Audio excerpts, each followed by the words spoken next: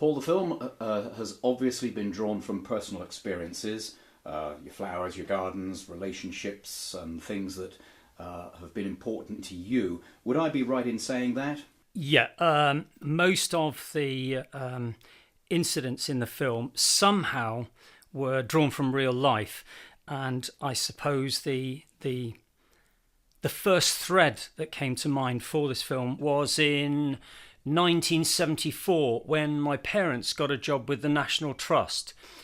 And we went to live in a stunning fairy tale castle, which was formerly a medieval fortified house. I worked inside during the busy tourist season, and I worked outside as a trainee gardener for the rest of the time. And this wonderful place is where I found my passion for horticulture. I loved this part of the garden because Albertine roses scrambled up the columns, and the wall over to the left was absolutely covered in jasmine, and they're two of my favourite perfume plants of all time.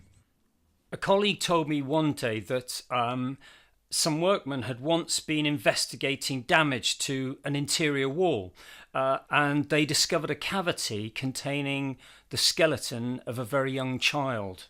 For decades afterwards, I wondered why anyone would conceal a body within a building's walls when outside, in the grounds, even the pets had their own cemetery and headstones. But I was told from someone at the National Trust a few years ago that it was indeed common practice during medieval times to conceal a body of a child in a wall to supposedly ward off evil spirits.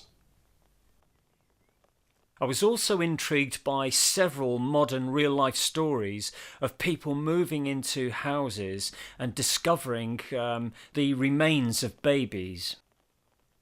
So, in my backstory, Carla and her husband had settled in Scotland, and she discovers that he's been unfaithful to her.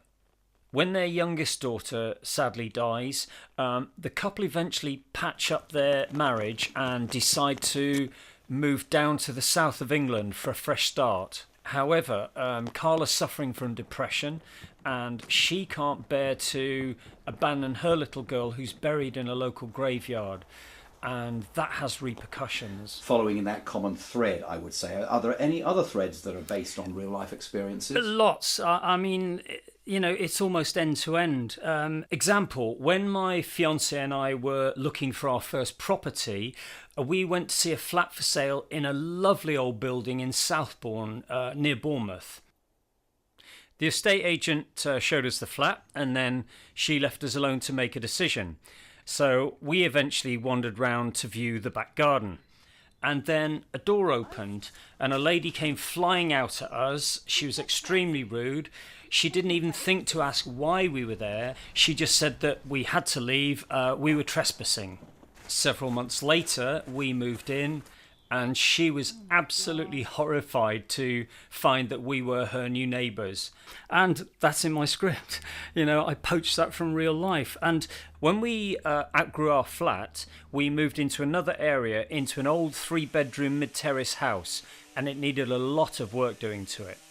We were both employed. We had 3 children by then, so whatever spare time we'd got, we spent renovating the interiors, and we had to work pretty fast as we were living in just a couple of rooms to begin with. It was that bad. One of our neighbours was deeply concerned about our weeds spreading to her immaculate back garden, but we'd got other priorities at that point, so we did tell her we'd tend to the garden in due course. She'd just have to wait a while. She was unhappy at that, and we got off to a bad start. And I've poached things that people have told me.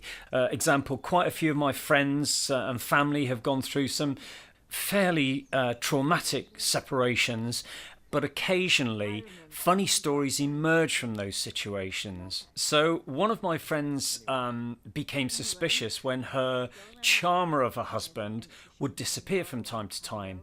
One day she guessed where he might be, and as she approached the property, she could hear him singing. She did indeed find him in a bathroom, with another woman who's bent over a basin, and he was there shampooing her hair, and they were singing their heads off together. He swore that nothing had ever happened, but from that moment on, she knew that she was in trouble.